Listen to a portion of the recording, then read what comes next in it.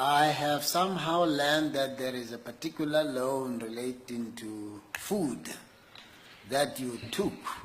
Yeah. And I raise these things because many people in South Africa are poor and they could be inspired not to lose hope no matter their circumstances if they were to hear your story, considering the position that you have been nominated for. Tell us about that loan. Thank you, Chief Justice. When I finished matric, I was quite confident that I would get what used to be called then exemption, and therefore would qualify to go into university. I didn't think I would have a problem with getting that, and I was confident that I was going to get a bursary too. But my problem was that at home, the situation was quite bad. My mother had stopped working 2 years before my matric. She had lost her job, and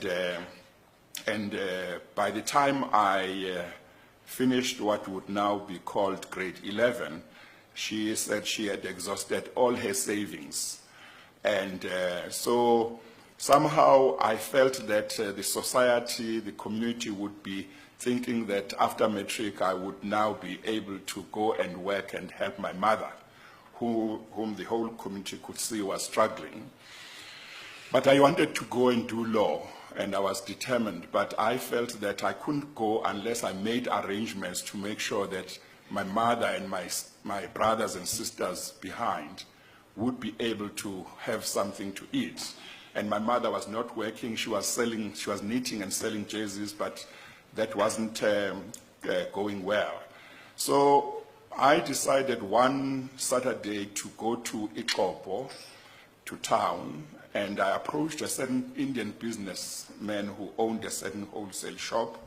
I told him my story, said I wanted to go to university and study, but this is the problem. Is there any way he could give me a loan which I would use to support my mother and my siblings, so that after I'd finished my degree, I could then pay him back?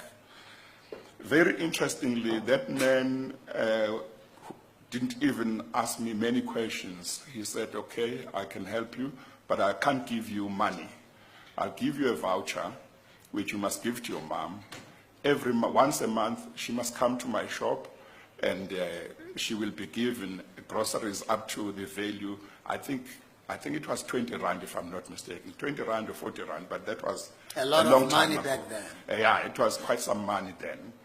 And he said, until you finish your degree, this is what we'll do, and then you can repay it after your degree.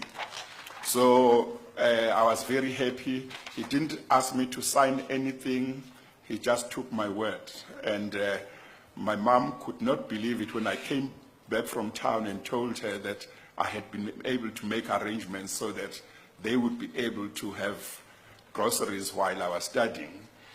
And that is what happened for 3 years. And when I'd finished my junior degree, I went back to this man. His name was Mr. Musa, and thanked him and asked him what arrangements we could make for me to pay back.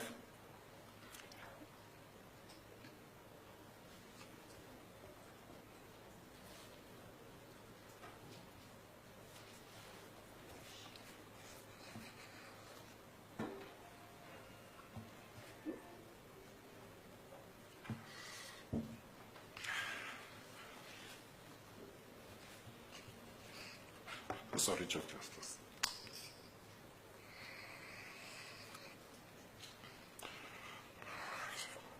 So he said, no, don't worry.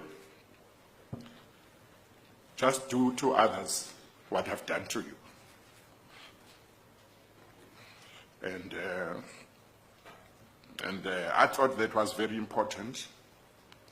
And in my own small way, I tried to do that. Until now. Yes, Chief Justice. Now,